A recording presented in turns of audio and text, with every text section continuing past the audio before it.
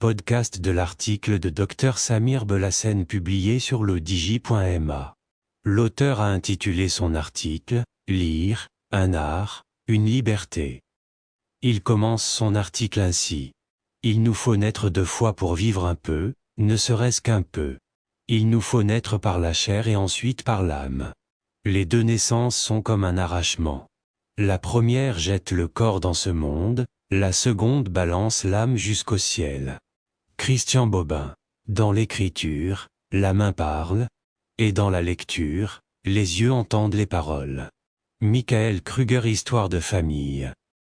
L'auteur poursuit son article ainsi. Les dictionnaires définissent la lecture comme une activité psychosensorielle, qui vise à donner un sens à des signes graphiques recueillis par la vision, et qui implique à la fois des traitements perceptifs et cognitifs. Le premier verset du Coran à être révélé au prophète était « Lis au nom de ton Seigneur ».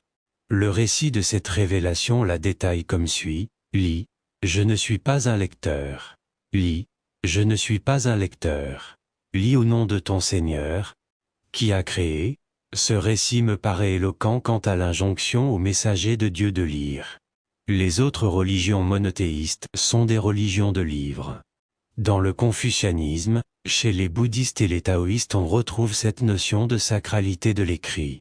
La parole, pour accéder à un niveau de rigueur, de précision et de durabilité doit être écrite. Les plus grands discours qui ont marqué l'histoire ont dû être écrits pour accéder à la durabilité, souvent même avant d'être prononcés. De même, il est largement admis que la lecture sollicite l'esprit critique et l'esprit d'analyse et qu'elle améliore le tissu de connaissances de façon à essayer mieux comprendre les autres et à mieux approcher le monde. L'auteur précise sa pensée ainsi. La lecture serait donc un moyen de construction des outils de compréhension et de reformulation des questions. Ce sont, bien entendu, les questions qui convoquent la pensée.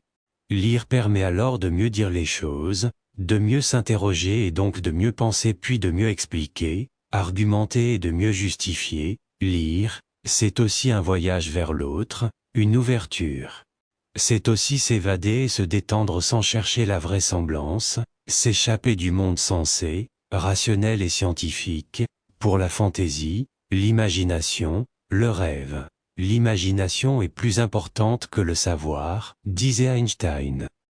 Beaucoup de parents de ma génération se posent des questions sur le fait que nos enfants ne lisent pas assez et qu'ils n'ont pas la même passion pour la lecture. Sur le constat, quand je vois les statistiques des ventes de livres, je ne peux qu'adhérer et m'inquiéter. On accuserait alors les programmes scolaires, les professeurs, les parents, les médias. L'auteur insiste sur le fait que il faut cependant avouer que le livre a de nouveaux concurrents comme vecteur de la culture, la presse, papier ou électronique, une autre façon de lire plus abordable, plus facile et moins chère sinon gratuite. On en use et on en abuse, la télévision qui influence nos loisirs, notre savoir et notre culture. La multiplication des chaînes numériques diffusées par satellite donne maintenant accès à un grand choix de contenus. Les réseaux sociaux où nous passons un temps fou à lire tout et n'importe quoi, les plateformes YouTube, Netflix, on y retrouve les plus belles pièces de théâtre, des cours de toutes les disciplines, de la musique de tout genre, de grands films, des émissions de télé, des analyses politiques et aussi beaucoup de conneries, de mensonges et d'imprécisions. Si l'on considère le temps que nos jeunes passent à lire sur les réseaux sociaux, on s'apercevra qu'ils sont en fait de grands lecteurs.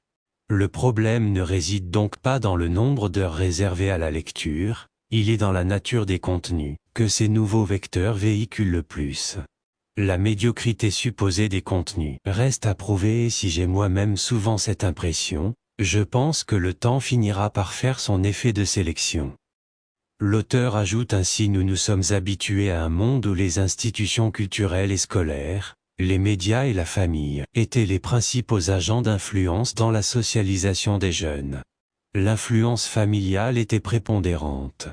On a eu après l'influence grandissante des enseignants puis de la télévision avec ses différentes variantes. Nous assistons aujourd'hui à une fulgurante ascension des médias sociaux et des influenceurs, qui ont désormais un rôle et des effets sur les pratiques, les consommations et les goûts culturels des jeunes. La lecture a changé et changera encore, il revient à ceux qui écrivent de faire l'effort de s'adapter aux nouveaux vecteurs. Les natifs de l'ère numérique ont une nouvelle façon de lire. L'auteur conclut ainsi, il reste que dans de telles transitions, le rôle de la politique culturelle des pouvoirs publics serait de soutenir l'art, la formation, la science et les médias pour assurer une naissance paisible de l'âme et l'harmonie des générations. La soumission de la culture aux lois du marché ne peut qu'éroder l'ambition de démocratisation culturelle. Rédigé par Dr Samir Belhassen et lu par l'intelligence artificielle de l'Odigi Media.